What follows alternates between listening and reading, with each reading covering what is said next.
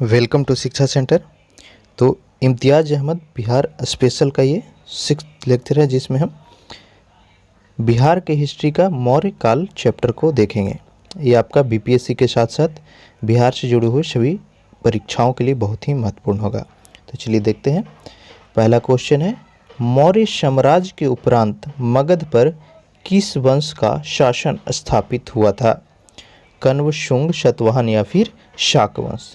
इसका आंसर हो जाएगा शुंग वंश, ऑप्शन बी। ठीक है, इसका शासन 185 ईस्वी पूर्व से 75 ईस्वी पूर्व तक रहा था।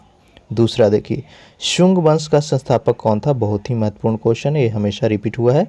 शुंग वंश की स्थापना पुष्यमित्र के द्वारा किया गया था, ऑप्शन ए सही हो जाएगा।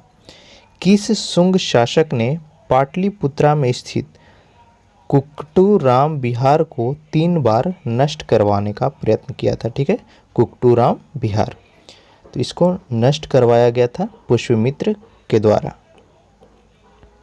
नेक्स्ट है, पाटलिपुत्र पर यवन डेमेट्रियस का आक्रमण किस वंश के शासनकाल में हुआ?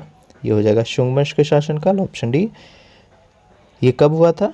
डेमेट्रियस का आक्रमण पाटलिपुत्र पर किस वर्ष हुआ था? इसका सही आंसर हो जाएगा 185 ईस्वी पूर्व में।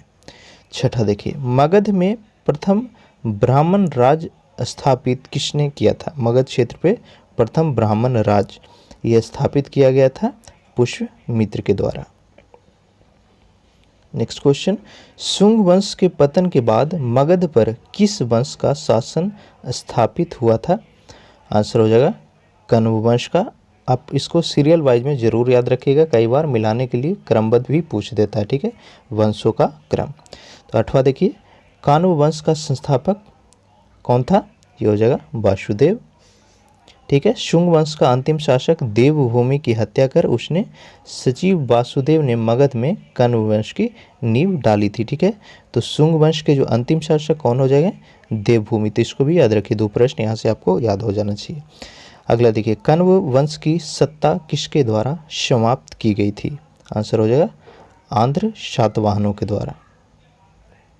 नेक्स्ट है, कण्व वंश के उपरांत पाटलिपुत्र पर कुछ समय के लिए किस वंश के राजाओं ने शासन किया था?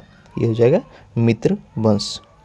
शुंग कला के उत्कृष्ट नमूने बिहार में किस स्थान से प्राप्त होते हैं? बहुत ही इंपॉर्टेंट है।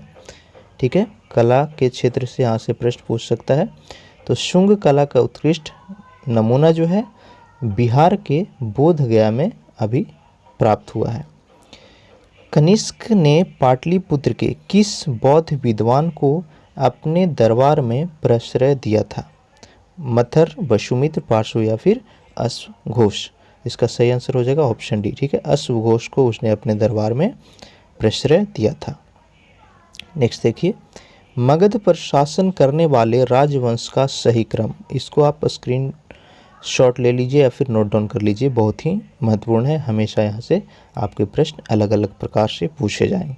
ठीक है, मगध पर शासन करने वाले राजवंश का क्रम, तो सबसे पहला हर्यक था, उसके बाद शिशुनाग, फिर नंद, फिर मौर्य वंश, फिर शुंग वंश और फिर कण्व वंश। ठीक है, ऑप्शन सी इसका आंसर याद रख लीजिए। शुंग वंश की राजधानी कहाँ थी? आंसर हो जाएगा पाटलिपुत्रा। नेक्स्ट देखिए, कण्व वंश की राजधानी, तो ये भी पाटलिपुत्र थी। कलिंग शासक खारवेल ने मगध पर आक्रमण कब किया था? महत्वपूर्ण प्रश्न पूछा जा चुका है ये बीपीएससी का पीटी में। कलिंग शासक खारवेल ने मगध पर आक्रमण किस वर्ष किया था? आंसर हो जाएगा 1ली शताब्दी ईस्वी के अंत में। नेक्स्ट है, कलिंग नरेश खारवेल ने कहाँ से कीमती उपहार प्राप्त किया था? अंग एवं मगध, विदेह शाक, अंग एवं विदेह या फिर उपयुक्त में से कोई नहीं? तो इसका सही आंसर हो जाएगा ऑप्शन ए, अंग और मगध से उसे कीमती उपहार मिले थे। ठीक है, जिनमें प्रतिमा और पदची दोनों उसको दिया गया था। 18वां, कुषाण साम्राज्य के पतन के उपरांत संभवतः मगध पर शासन किसका रहा था? ये हो जाएगा ऑप्शन बी, लिच्छवियों का। ठीक है, कुछ इतिहासकार के अनुसार मगध पर शक मुरुंडों का भी नियंत्रण हो गया था, लेकिन अगर आपको पूछ रहा है एग्जाम में तो कि कुषाण साम्राज्य के बाद मगध पर किसका शासन रहा? तो आपको आंसर लिच्छवी लगाना है। नेक्स्ट देखिए, गर्गी संहिता में पाटलिपुत्रा पर यवनों के आक्रमण का उल्लेख है। यह आक्रमण किसके शासन के समय में हुआ था? आंसर हो जाएगा ऑप्शन डी, पुष्यमित्र शुंग। सुप्रसिद्ध बौद्ध विद्वान अश्वघोष को पराश्रय देने वाला शासक, पीछे भी हमने देखा था, अलग प्रकार से पूछा था, सही कर पा रहे हो इसको, ठीक है, वो कनिष्क था। तो इस चैप्टर के सभी प्रश्न को आपने देख लिया।